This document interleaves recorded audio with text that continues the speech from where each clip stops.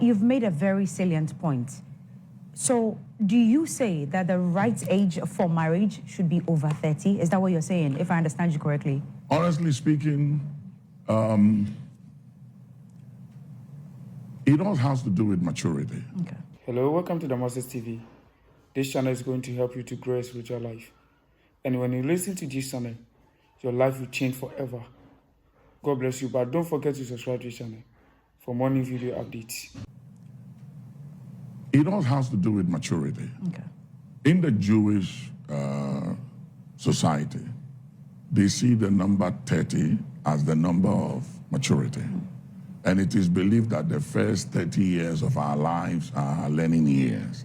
The second 30 years of our lives are within our achieving years.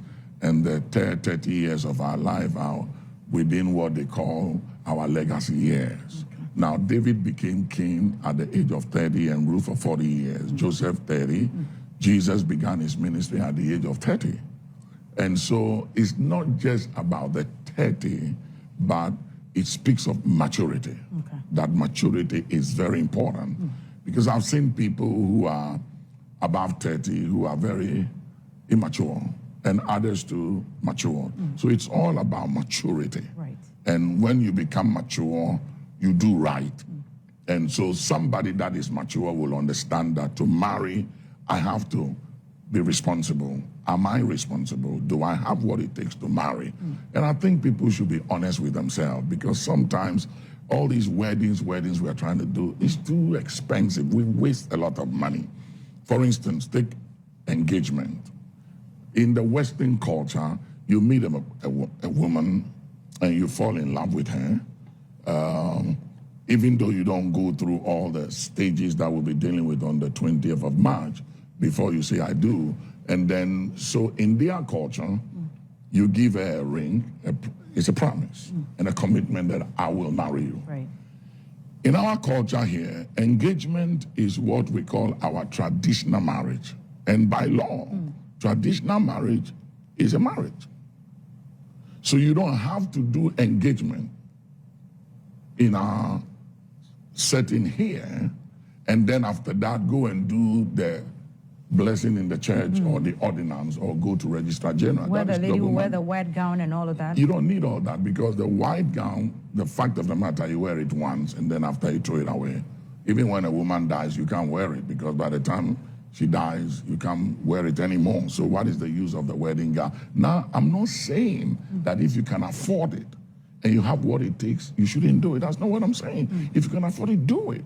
But if you have to go and borrow to buy a wedding gown, and then you marry, because what you must be thinking about is after the marriage. So whether you marry in the church, or you go to Registrar General, or you do traditional between the two parents, it's all marriage. If you can afford it, and you have what it takes after the marriage to live a happy afterlife, then go ahead and do it. But don't try and do it when you haven't prepared to do it, when you don't have what it takes. It's creating too many problems. I was talking to a young pastor the other day, and he's planning to marry. So I asked him, Mama, how much have you saved? He said, nothing. So I said to the bishop, he's not qualified for counseling, nothing. I said, this is a problem. How are you going to marry somebody's daughter when you haven't saved a dime? And he's planning to have a wedding. So what he's going to do is he's going to go around begging for money and marry with all those money he collects from people. And then after the marriage, he has nothing to make the marriage work. And then he becomes a beggar. Then it creates stress. And women don't deal with stress too well. And women and love don't buy food. Love don't buy food. Pretty and handsome don't buy food. It's money that buys food. So all I'm saying is let people be responsible. That's all I'm saying. Be responsible. Plan for it. Save. Even if you are saving 200 cedis a month, 100 cedis a month for some time, you have something. And if you have something and your parents are also adding to it, that's fine. But even with that, you have to be very, very wise, because if you spend 50,000 or 20,000, whatever, on the marriage, and after the marriage you don't have anything,